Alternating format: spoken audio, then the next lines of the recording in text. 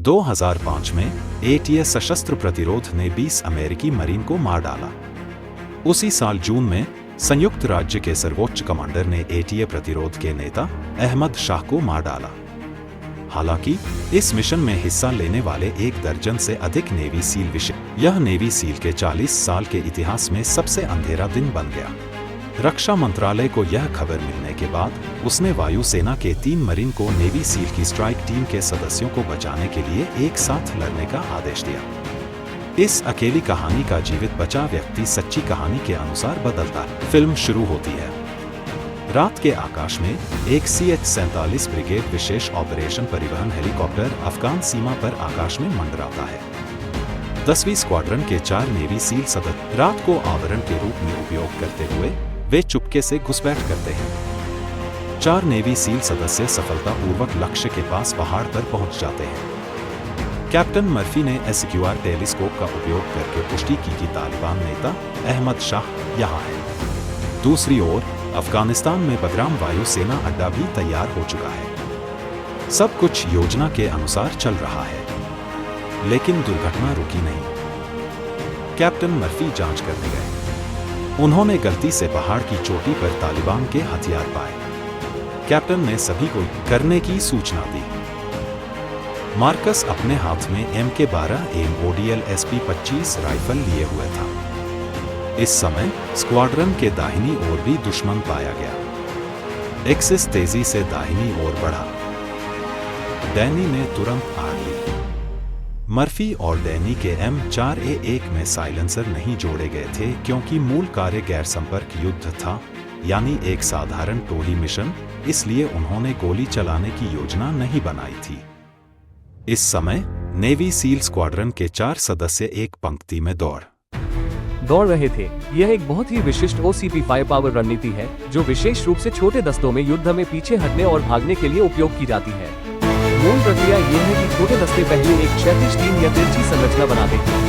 पूरी टीम दुश्मन की दिशा में तेजी से गोलीबारी करती है। प्रत्येक सदस्य पीछे से फायर लाइन तक जाता है और प्रत्येक पीछे हटने की दिशा में चलता है। हर बार 1 या 2 लोग टीम के एक छोर से दूसरे छोर तक जाते हैं। फिल्म में ये B लाइन है जो बाईं ओर बढ़ने वाली एक ग्लास रणनीति है। प्रशंसकों द्वारा प्रशंसित फिल्म में बंदूक की आवाजें वास्तविक प्रभाव के सबसे करीब हैं। Axis MK-12 MODL SP-25 rifle को पकड़े हुए है। इसकी प्रभावी रेंज 500 मीटर है। फिर एक शानदार शॉट लड़ाई जारी रखता है। इस समय PKM light machine gun load होती है। प्रति मिनट 600 राउंड की दर से ये 7.62 बाई 54 मिलीमीटर राइफल गोलियां चलाता है और पोस्टर टीम के बाएं हिस्से पर पागलपन से गोलीबारी करता है। धुआं छोड़कर पीछे हट सकती है, लेकिन उसे एक गतिरोध में मजबूर कर दिया गया है। डैनी को गोली लगने से मृत्यु हो जाती है। अन्य टीम के सदस्य चट्टान से कूद जाते हैं, लेकिन तालिबान उन्हें नहीं छोड़ता। फिर मार्कस और एक्सेल की गोलीबारी के कवर में मार्कस ग्रेनेड गोलियों की बारिश में शीर्ष पर चढ़ता है। मार्कस को सिर में गोली लगती है और वो मौके पर मर जाता है। बेस से संकट संकेत प्राप्त करने के बाद वो तुरंत पोस्टर हमला टीम को झिनोग परिवहन विमान पर बचाव के लिए भेजता है। बचे हुए 2 टीम के सदस्य भी गतिरोध में मजबूर हो गए हैं। वे एक दूसरे को कवर करते हुए लड़ते हैं। थोड़ी देर बाद गतिरोध में फंसे 2 लोगों को अंततः हेलीकॉप्टर की आवाज सुनाई देती है। विमान पर सभी 16 लोग मारे गए, जिसमें पोस्टर हमला टीम और 160 वायुसेना शामिल थी। दूसरा झिनोगा दुश्मन की गोलीबारी का सामना नहीं कर सका और उसे अस्थायी रूप से पीछे हटना पड़ा। एक्सेल युद्ध के मैदान में तालिबान से घिर गया। दुश्मन ने सिर में गोली मारकर पोस्टर विशेष बल को मार डाला। दूसरी ओर बिखर गया मार्कस एक्सेल की तरह अप्रत्याशित रूप से उसे दुश्मन ने ढूंढ लिया। एक RPG ने उसे पहाड़ के नीचे गिरा दिया। महत्वपूर्ण क्षण में अमेरिकी अपाचे सशस्त्र हेलीकॉप्टर आकाश में दिखाई दिया। तालिबान ने स्थिति को बचाया।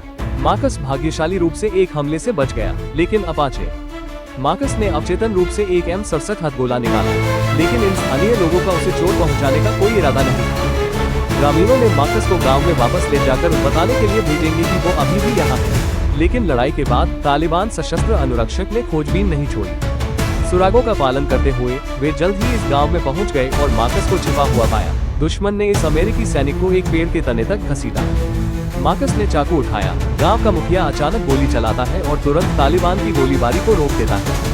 ग्रामीणों ने भी AK-47 बंदूकें ली और उन्हें रुकने के लिए कहा। मार्कस ने देखा कि दुश्मन की शक्ति कमजोर थी, इसलिए उसे पहले लोगों को लेकर जाना पड़ा। लेकिन तालिबान सशस्त्र बल इस पोस्टर विशेष बल को छोड़ने का इरादा नहीं रखता था।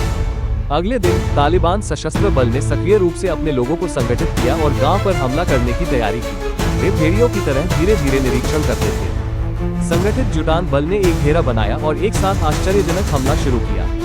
जैसे ही दुश्मन ने रास्ता खोला, स्थिति खतरे में पड़ गई। दूसरी ओर मरीन कोर की अग्रिम पंक्ति में अमेरिकी सेना को अंततः ग्रामीणों द्वारा भेजी गई मदद मिली। उन्होंने तुरंत सभी बचाव दलों को फंसे हुए लक्ष्य की दिशा में उड़ान भरने के लिए भेजा। इस समय ग्रामीण तालिबान के साथ भयंकर लड़ाई लड़ रहे थे। गांव का मुखिया जल्दी से मार्कस को एक स्थिति में ले गया। स्थिति ठीक नहीं है और जल्दी से पीछे हट गया। गांव के मुखिया का बेटा जल्दी से मार्कस को घर में छिपा ले गया। फिर एक तालिबान सशस्त्र बल बंदूक लेकर आया और बच्चे को एक तरफ धकेल दिया। मार्कस के सामने एक मुक्का लात थी। आपातकाल में बच्चे ने उसे एक चाकू सौंपा। मार्कस समय पर डाकू को हल करके अपनी जान बचा सका। यार्ड में सान बियाओ गांव के मुखिया के साथ लड़ रहा था। गांव के मुखिया ने नीचे से मकारो पिस्तौल पकड़ा और एक के बाद एक गोली चलाकर उस आदमी को मार डाला। आसपास के दुश्मन अभी भी पागलपन से हमला कर रहे थे। ये देखकर कि तालिबान सशस्त्र बल गांव में प्रवेश कर चुका था, दुनिया का सबसे शानदार अपाचे सशस्त्र हेलीकॉप्टर जल्दी में था। बोइंग EH-645 सशस्त्र हेलीकॉप्टर, जिसे अपाचे के नाम से जाना जाता है, विमान के शीर्ष पर 2 T-700 टर्बोप्रॉप इंजन लगाए गए थे। अधिकतम शक्ति 1800 अश्वशक्ति तक पहुंच सकती है।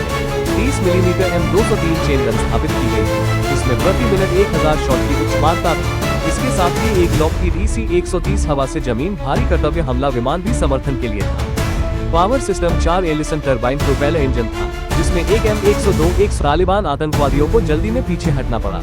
मकारोव को अंततः बचा लिया गया। इस ऑपरेशन में अमेरिकी सेना के 19 विशेष बल सैनिक मारे गए। लाइक करें, सब्सक्राइब करें और अगला एपिसोड और भी रोमांचक है।